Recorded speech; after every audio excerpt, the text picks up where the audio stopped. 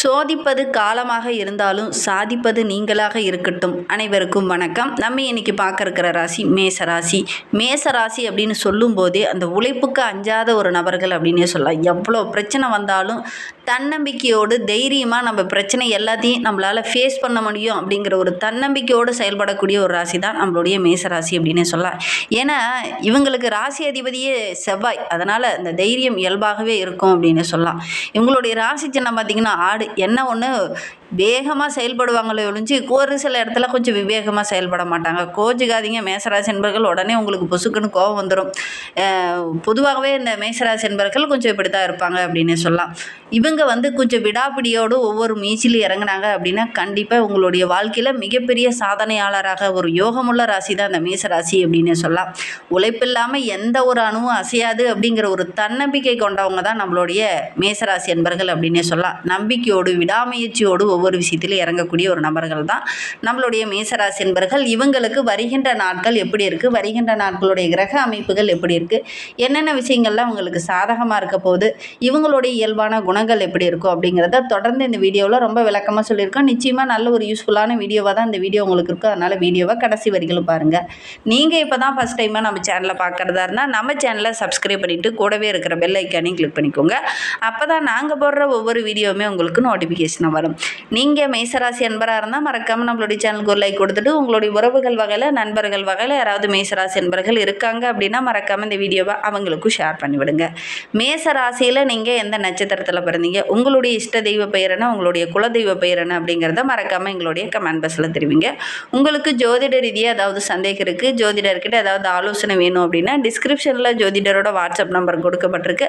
அந்த நம்பருக்கு கால் பண்ணி முன்பதிவு செஞ்சுக்கோங்க. உங்களுடைய சந்தேகங்களுக்கு நல்ல ஒரு தீர்வு கிடைக்கும்.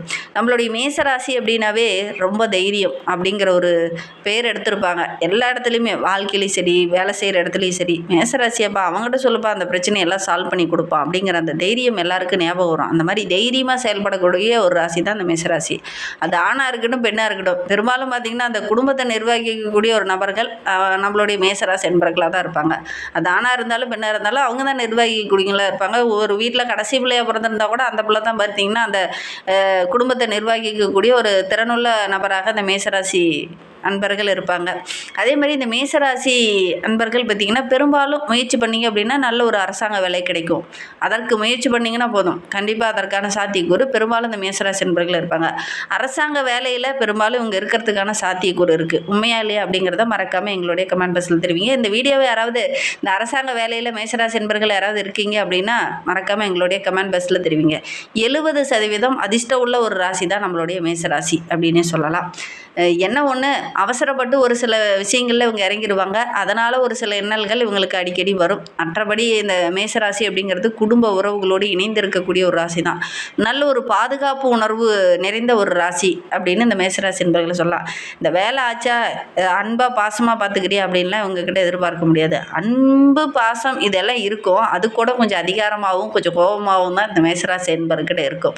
பாதுகாப்பாக இருப்பேன், உனக்கு கரெக்டாக இருப்பேன், உண்மையாக இருப்பேன், நேர்மையாக இருப்பேன் அப்படின்னு சொல்லுவாங்க. ஆனால் அன்பாக பாசமாக இந்த மாதிரி இருக்கிறது அப்படிங்கிறது இவங்களுக்கு தெரியாது அப்படின்னு சொல்லலாம். அந்தளவுக்கு ரொம்ப இறங்கி போக மாட்டாங்க. ஓரளவுக்கு நான் உனக்கு பாதுகாப்பாக இருப்பேன், நம்பிக்கையாக இருப்பேன், உண்மையாக இருப்பேன் அப்படிங்கிற அந்த பாதுகாப்பு உணர்வை கொடுக்கக்கூடியவங்க தான் நம்மளுடைய மேசராசி என்பர்கள். இயல்பாகவே இவங்களுடைய குணங்கள் அப்படி தான் இருக்கும். சரி, இவங்களுக்கு வருகின்ற நாட்கள் எப்படி இருக்குது அப்படிங்கிறத பார்க்கலாம்.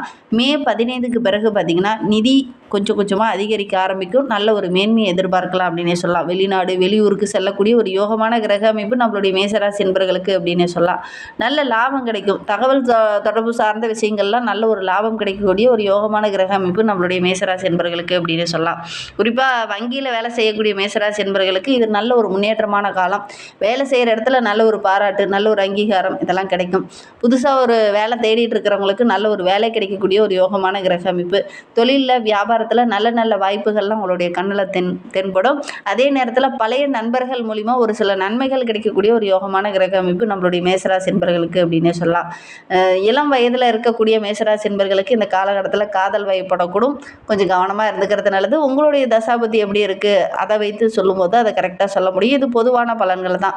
உங்களுடைய ஜனன ஜாதகத்தை பார்க்கணுன்னா டிஸ்கிரிப்ஷனில் ஜோதிடரோட நம்பர் கொடுத்துருக்கோம். அந்த நம்பருக்கு கான்டாக்ட் பண்ணுங்கள். நீங்கள் ஃபஸ்ட் டைமாக நம்ம சேனலில் பார்க்குறதா இருந்தால் மறக்காமல் நம்மளுடைய சேனலை சேனலை சப்ஸ்கிரைப் பண்ணிக்கோங்க. நம்மளுடைய மேசராசி என்பர்களை பொறுத்தவரையிலும் கடந்த 1-2 ஆண்டுகளாக ஆரோக்கிய ரீதியாக சின்ன சின்ன தொந்தரவுகள் இருந்துக்கிட்டே இருக்கும். அந்த தொந்தரவுகள் வருகின்ற நாட்களில் கொஞ்சம் கொஞ்சம் சரியாகிறதுக்கான வாய்ப்புகள் இருக்குது அப்படின்னு சொல்லலாம். என்ன ஒன்று, தலைவலி, கண் சம்பந்தமான கொஞ்சம் பிரச்சனைகள், கண் எரிச்சல், இந்த மாதிரி சின்ன சின்ன பிரச்சனைகள் இருக்கிறதுக்கான சாத்தியக்கூறு இருக்குது. உங்களுக்கு அந்த மாதிரி ஏதாவது பிரச்சனை இருக்கா அப்படிங்கிறத மறக்காமல் இந்த மேசராசி என்பர்கள் இந்த வீடியோவை பார்த்துட்டு இருக்கீங்க அப்படின்னா தெரிவிங்க. இந்த காலகட்டம் அப்படிங்கிறது நம்மளுடைய மகாபாரதத்தில் சுந்தரகாண்டம் அந்த மாதிரி கிரக அமைப்பு தான் நம்மளுடைய மேசராசி என்பர்களுக்கு அப்படின்னு சொல்லலாம். ஒரு 70% பார்த்திங்கன்னா ஓரளவுக்கு சிறப்பாக இருக்குது நம்மளுடைய மேசராசி என்பர்களுக்கு அப்படின்னு சொல்லலாம். இந்த காலகட்டத்தில் நிதி சம்மந்தமாக ஒரு சில இன்னல்கள் வர்றதுக்கான ஒரு சூழ்நிலை இருக்குது. கொஞ்சம் கவனமாக இருந்துக்கோங்க. நிதி சம்மந்தமாக யாருக்கிட்டையாவது பணம் கொடுக்குறீங்க, வாங்குறீங்க, அல்லது ஏதாவது ஃபைனான்ஸ் சம்மந்தமாக ஒரு சில முக்கியமான டாக்குமெண்ட்டில் கையெழுத்து போகிறீங்க அப்படின்னா கொஞ்சம் கவனமாக இருந்துக்கிறது இந்த மேசராசி என்பர்களுக்கு ரொம்ப நல்லது அப்படின்னே சொல்லலாம். இந்த காலகட்டத்தில் இந்த மேசராசி என்பவர்களுக்கு கர்மஸ்தானாதிபதி என்று சொல்லக்கூடிய சனி பகவான் 10ஆம் இடத்துல விரையச்சனியாக வந்து அமரும்போது 12ஆம் வீட்டை பார்க்கும்போது செய்கிற தொழிலில் கண்ணும் கருத்துமாக இருக்கணும். ஏன்னா கண்ணுக்கு தெரியாமல் சில எதிரிகளுடைய தொல்லை கொஞ்சம் அதிகமாகும். அதனால் கொஞ்சம் மன அழுத்தம் ஏற்படக்கூடிய ஒரு சூழ்நிலை இருக்குது. வேலையில் கூட ஒரு முக்கியமான முடிவுகள் எடுக்க முடியாத சின்ன சின்ன இடைஞ்சல்கள் வரதுக்கான ஒரு சூழ்நிலை இருக்குது. குறிப்பாக பார்த்திங்கன்னா வேலை செய்கிற இடத்துல சக ஊழியர்களுடைய தொல்லை கொஞ்சம் அதிகமாகும். நாள்தோறும் ஒவ்வொரு விதமான டிஃப்ரெண்டான அணுகுமுறைகள், டிஃப்ரெண்டான சண்டை சச்சரவுகள் இதெல்லாம் வரதுக்கான ஒரு சூழ்நிலை இருக்குது. உங்களுக்கு இந்த மாதிரி ஏதாவது பிரச்சனைகள் இருக்கா அப்படிங்கிறது இந்த மேசராசி என்பர்கள் இந்த வீடியோவை பார்த்துட்டு இருக்கீங்க அப்படின்னா தெரிவிங்க. மே மாதம் 11க்கு அப்புறம் பார்த்திங்கன்னா உங்களுடைய லக்னாதிபதி செவ்வாய் லக்னத்தில் வரும்போது தொழிலில் மிகப்பெரிய வளர்ச்சியை நீங்கள் எதிர்பார்க்கலாம். யாரெல்லாம் உங்களை விட்டு கொடுக்காமல் இருந்தாங்களோ அவங்களாம் விட்டு கொடுத்து அனுசரித்து போவாங்க. எவ்வளோ கடினமான உழைப்புக்கும் நல்ல ஒரு பலன் கிடைக்காம இருந்தது இல்லையா, அந்த கடினமான உழைப்புக்கு நல்ல ஒரு பலன் கிடைக்கும். சவாலாக இருந்த ஒரு சில விஷயங்களை சாதித்து காட்டுவீங்க. பஞ்சமாதிபதி என்று சொல்லக்கூடிய சூரியனும் மே 14க்கு அப்புறம் உச்சம் பெற்று வந்து அமரும்போது நல்ல ஒரு திறமையாக செயல்படுவீங்க. உங்களுடைய அறிவுத்திறனுக்கு, உங்களுடைய உழைப்புக்கு மேலதிகாரியோட அன்பு ஆதரவெல்லாம் கிடைக்கும். மற்றவங்களுடைய ஆலோசனையும் உங்களுடைய ஆலோசனையும் ஏற்கத்தக்கதாக இருக்கும். இருக்கிற இடத்துல கூட உங்களுக்குன்னு தனி ஒரு மதிப்பு மரியாதை இதெல்லாம் கிடைக்கும். வேலை செய்கிற இடத்துலையும் சரி, வீட்லேயும் சரி நல்ல ஒரு மதிப்பு மரியாதை கிடைக்கும். செவ்வாய் 1ஆம் இடத்துல இருக்கும்போது நான் சொல்கிறது தான் கரெக்டு அப்படிங்கிற மாதிரி ஒரு சில இடத்துல வாதிடுவீங்க. சர்வதிகார போக்கு மாதிரி ஒரு சில இடத்துல தென்படும். எதிரிகளுடைய தொல்லை கொஞ்சம் அதிகமாகும். அதனால் பேசும்போது கொஞ்சம் நிதானமாக பேசுகிறது இந்த மேசராசி என்பர்களுக்கு வருகின்ற நாளில் ரொம்ப நல்லது அப்படின்னு சொல்லலாம். மே 15க்கு பிறகு பார்த்திங்கன்னா சூரியனும் புதனும் 2ஆம் வீட்டில் வந்து அமரும்போது ரிஷபத்தில் நுழையும் போது ஓரளவுக்கு சாதகமான பலன் கிடைக்கும். புது புது ஐடியாக்கள் தென்படும். பொருளாதாரத்தில் நல்ல ஒரு மாற்றம் நிகழும் அப்படின்னு சொல்லலாம். இந்த நேரத்தில் தகவல் தொடர்பு சம்மந்தமான விஷயங்களில் ஓரளவுக்கு சாதகமான பலன் கிடைக்கும். கம்யூனிகேஷன் ஸ்கில் கொஞ்சம் அதிகமாகும். அதனால் ஒரு அற்புதமான பலன் கிடைக்கக்கூடிய ஒரு யோகமான கிரக அமைப்பு இந்த மேசராசி என்பர்களுக்கு அப்படின்னு சொல்லலாம். பேச்சாற்றல் கொஞ்சம் அதிகமாகும். புதிய திட்டங்கள் போடுவீங்க. நிறைய வாடிக்கையாளர்கள் கிடைப்பாங்க. அதன் மூலிமா நல்ல லாபம் கிடைக்கக்கூடிய யோகம் இருக்குது. சூரியன் அந்த இடத்துல இருக்கும்போது உஷ்ண சம்பந்தமான பிரச்சனை நம்மளுடைய மேசராசி என்பர்களுக்கு வரும். சக ஊழியர்களால் ஒரு சில பிரச்சனைகள் வரதுக்கான ஒரு சூழ்நிலை இருக்குது. கீழ்மட்டத்தில் இருக்கிற பணியாளர்கள்கிட்ட பேசும்போது கொஞ்சம் கடுமையான வார்த்தைகளை பேசுகிறதுக்கான ஒரு சூழ்நிலை இந்த மேசராசி என்பர்களுக்கு இந்த காலகட்டத்தில் அமைஞ்சிடும்.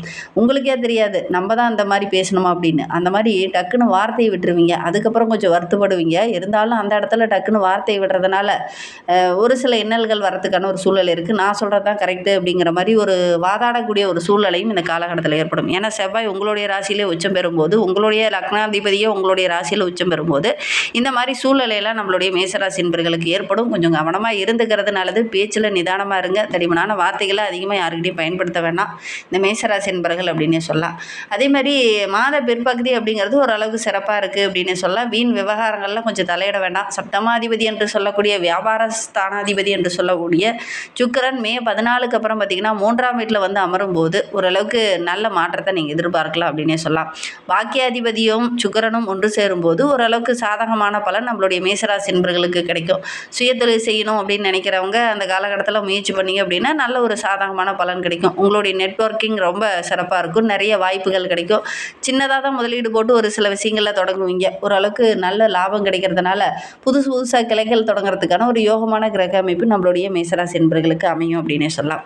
மே 15 பிறகு பார்த்திங்கன்னா 2ஆம் வீட்டில் புத ஆதித்ய யோகம் ஏற்படுறதுனால நம்மளுடைய மேசராசி என்பர்களுக்கு வியாபார விஷயத்தில் கொஞ்சம் கவனமாக இருந்துக்கணும். குறிப்பாக பார்த்திங்கன்னா பார்த்திங்கன்னா கணக்கு விஷயத்தில் ரொம்ப கவனமாக இருந்துக்கோங்க. மார்க்கெட்டிங் சார்ந்த தொழிலில் இருக்கிறவங்க, கம்யூனிகேஷன் சார்ந்த தொழிலில் இருக்கிறவங்க, ஏஜென்ட் தொழில் செய்கிறவங்களுக்குலாம் நல்ல ஒரு சாதகமான மாதமாக தான் இது அமைந்திருக்கு.